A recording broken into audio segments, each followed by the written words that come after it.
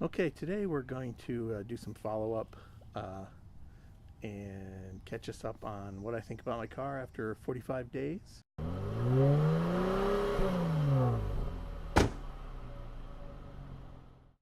I had initially done a 30-day review, but the wind was kicking my ass and it was unusable. And so I'm trying again here, 45 days. It's a nice Saturday afternoon. There's a breeze, but it's mild, and hopefully we'll get through this okay. So I got some email feedback. You can email me at contact@challengeraccepted.com, and I've got a couple of items. I just broad categories of things that have been asked, and I thought I would do some follow-up on that. First of all, people commenting on the origin story, the veracity of the $300 price for the 72 bitchin' Camaro. Wondering how that could possibly be, given that that's such a classic car. Well, what you need to understand is back in the early 80s, the early 70s, Camaro was not considered a classic. It was generally considered a rust bucket, unless it was kept pristine by somebody. And believe me, this one was not. It had been backed into a telephone pole at speed. It had a big dent in the back. And the trunk lid was kind of folded up like an accordion. The engine bay was a mess. It got about 7 miles a gallon. The brakes were shot. The exhaust manifold had holes in it. There's a lot wrong with it. And I loved it. It was a total beater, but I loved it. And after I kind of pounded out the rear end and flattened out the trunk lid and got it to the point where it would actually latch again instead of having to be bungeed shut, it looked like a reasonable car, at least from a distance. But it was pretty bad. And I think it was probably worth no more than the $300 that was paid for it, for sure. Another question I got was, why are all of your cars red? Well, they're not. They have been known to be brown, in which case I made them red. There was a Fiat X19 that my girlfriend had. This is about this time in the bitchin' Camaro time frame there, where she had bought this Fiat X19, and it was brown, and it was rusted all along the bottom, which was convenient. Being brown, you couldn't really tell the rust was there, but being young and foolish, I thought I could fix this car, and so I put it up on jacks on a cement pad in the backyard of my parents' house, and it was there for about 6 months, I think, on jack stands, as I sanded it down and cut off rust panels and pop riveted and bondoed the hell out of the bottom of this car all the way around. And then once it was all done, took it to the brother of a friend I worked with, and he painted it red. And it was too bright, but it was a nice red, but it was a little bright. And that's kind of where I got that comment about the Tor red looking like you had a cousin's friend paint it. And that was a pretty cool car. It was a really weird car. But that was the first and last time I attempted a body restoration. After that, I also had a silver Celica GT, which was actually handed down to me by my mom. Thanks, Mom. That's the car I moved away from home with, down to Central Ohio, where I am now. And that was a cool car too. It had a 5-speed gearbox, and it was silver, and it was a pretty cool car. And this was a rear-wheel drive coupe, which was the thing at the time. Front-wheel drive had not become the dominant thing in the import sport car market yet, in the late 70s when this car was made. And so, yeah, I had that car for a long time, and it suffered from rust as well. And eventually the front end rusted so badly that a wheel broke off, and that was the end of that car. one of the primary things I'm getting from people, especially people who are into performance American cars, muscle cars, pony cars, whatever you want to call them, was the basic gist that you aren't really into muscle cars, obviously, because you didn't get a Hemi. So why didn't you just get a 17 Impreza? Well, you're right. I'm not into muscle cars, but I am into big, beautiful, comfortable cars that go at a good clip and get good gas mileage and have all-wheel drive. Basically, I'm into a decent Grand Tourer, and I think that is what I've got here. Smoothness of the ride, the quietness of the interior, coupled with the performance, and then not losing really that big on gas mileage or anything else. That's why I'm here in this Challenger. I didn't come here for the muscle. I came here for the Grand Touring, and that's what the G and the T stand for. So I think I did okay. Other people want cars for different things. The Challenger is a very interesting car because they all look pretty much the same, except for their hood treatment, their wheel well treatment. But you can get one for $27,000, or you can get one for $87,000, and it's basically the same chassis. Everybody's getting the same car with different things bolted into it, engines, suspensions, things of that nature. I think that's fascinating, that you can get what for someone else was an $80,000 investment. You're getting it for $30,000, and what you lost was a bunch of engine noise and a bunch of performance that you really don't ever get a chance to use unless you're into that sort of thing. You're a track car person, or you're an amateur drag race person, or whatever it is, street racing, whatever you're into. But if you're just a reasonable guy of a certain age, you can enjoy the hell out of the Challenger and not spend $80,000, and I don't think there's anything wrong with that. Okay, that's enough for follow-up. I think we'll get on to my thoughts after 45 days. I put about 1,500 miles on this car. It is starting to feel like it's my car, finally. It took a while. A couple of Sunday drives, I think, is what really does that. I get in it, and I don't feel like I'm in a strange place. I've gotten comfortable with it. I anthropomorphize my cars a little bit. I feel like it's gotten comfortable with me, and we're clicking. It's working pretty well, and so I'm happy about that. Comments on some various categories of car thing. Ride quality. The ride quality is firm. I'm used to that from the kind of cars I've been driving. Small hatchbacks and stuff, they generally have pretty firm suspensions. Certainly the Crosstrek did. And this is no different, and it's a little harsh on bad roads. The weight helps in some cases, hurts in others. Having said that, the ride comfort is very high. There's the weight of it, there's the bulk of it. The interior is quite a nice place to be. It's a nice cocoon. And the ride feels great. The cabin noise is extremely low. There's lots of benefits for that too. When you're on the highway and there's no wind noise, no cowl noise, no tire or road noise really getting into the cabin at any degree that you can really hear. It really helps things like hands-free and Siri to do their job. And so it's very good. Very happy about that. The electronics, also very good. That Uconnect system has remained incredibly responsive and easy to use and simple to use and understand.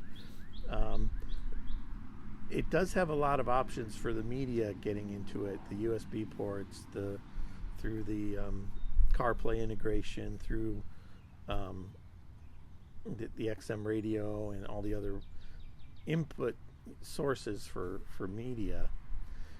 And sometimes it gets a little crossed up. Sometimes I'll get in the car and plug in the iPhone for CarPlay. The CarPlay screen will come up, but then it'll start playing what was playing from the USB port, which is just a list of songs that are on a USB drive, thumb drive. And you'll press the play button on whatever media you were listening to on the iPhone, and it'll just stop all the media. Then if I have to go back into the media button, play and then pause what was playing on USB, then go back to CarPlay and press play on whatever was there. That happens every once in a while. It depends on what state the thing, seems to depend on what state the thing was in when I turned the car off. The sound quality is really good. This has what is the base sound system, which is an Alpine 270x watt 6-speaker system. And I found out that it has mid tweeters in the dash, and then basically just woofers in the doors, and then full range coaxial speakers in the back deck. Which explains why I had to turn it so much, the balance to the back, to get to hear a full range of sound. I've got it back like almost halfway to the back speakers, just to hear a full range of sound. So I don't know what I think about that woofer tweeter combination up at the front of the car. I'm not sure it's really optimal. In general, the sound is pretty good. The bass is not as tight as I would like it. My wife's Crosstrek has kicker speakers in it, and those have nice, tight, snappy bass, and they sound great. That's about the best sounding speakers I have heard. And I'm the kind of person who puts in aftermarket speakers in my cars, always have. And even though I did that to my own Crosstrek, I never got it to sound as good as my wife's does with the factory installed kickers. So I'm thinking of putting some kicker speakers in this thing maybe this summer. That might be a project. Performance. Yes, I know it's not a muscle car. Okay, I understand. But it seems pretty fast to me. And I'm enjoying that. I like the sound of it. This V6 is a gem. It's just smooth and always ready to go faster. There's no lag. There's no punching it, waiting 5 seconds, and then you're going. It begins to go faster. It goes faster right away. The transmission works pretty well in figuring that stuff out most of the time. The engine noise I find very pleasant, even when you floor it. It doesn't thrash about. It doesn't sound super aggressive or anything, but it's a very nice, pleasant, subdued roar, for lack of a better term. Real happy with that. The transmission, the 8-speed ZF design transmission, is really smooth and almost always does the right thing under normal driving. It's only noticeable, I only ever notice it doing anything under high acceleration or very low acceleration. Under very high acceleration, it seems to shift really late. It's like the revs are sitting at 6K for a long time before I feel it shift, and I think that's pretty weird. I would have shifted at that point, and it keeps at that rev. And then at very low speeds, it shifts really fast. It's kind of funny. If you're just creeping along, you're just going to creep off of a stoplight and go, maybe you're going to hit 20 miles an hour, and you're just going really slow. It's like, it's like shifts 4 times between 1 mile an hour and 10 miles an hour if you go slow. And I'm not sure what that's all about. It just feels really weird.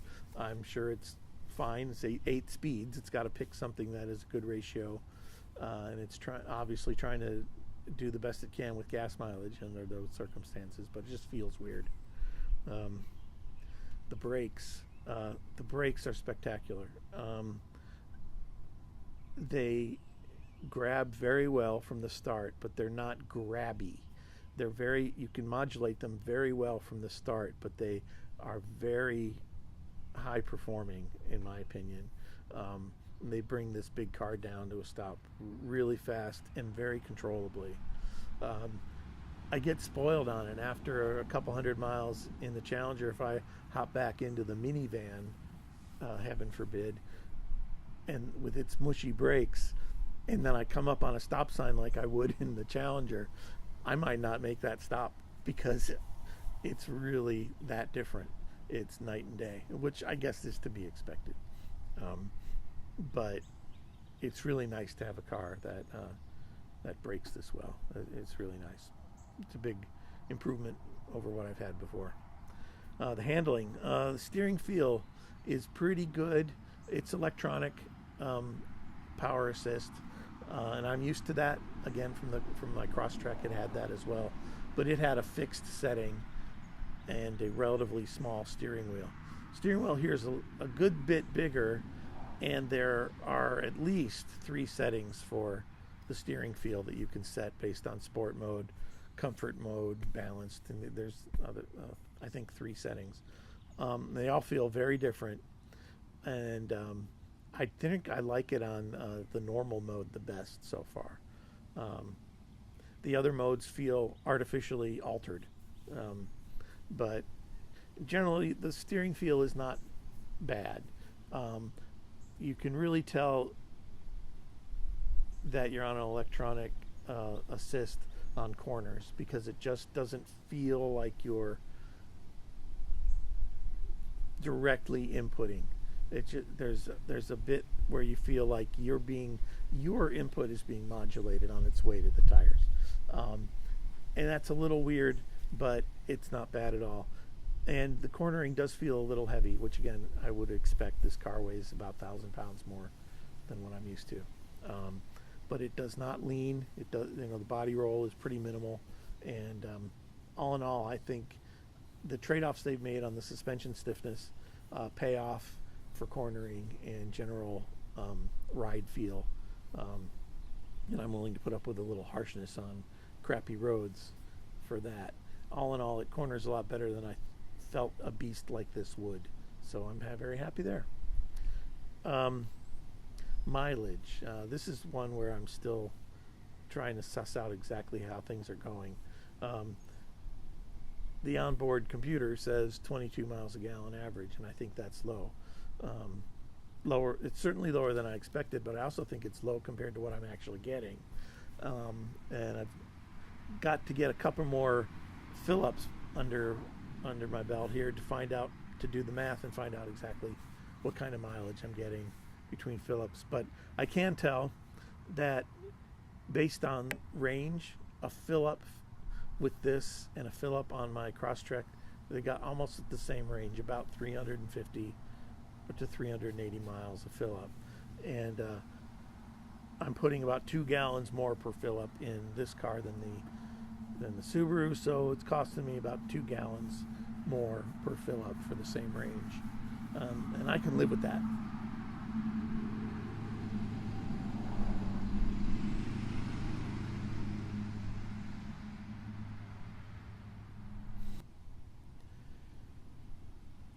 So that's pretty much all I have to say for my review at this point. Please, if you have any questions, comments, suggestions, advice, you can email me at contact@challengeraccepted.com. And thank you very much for watching. Challenger accepted.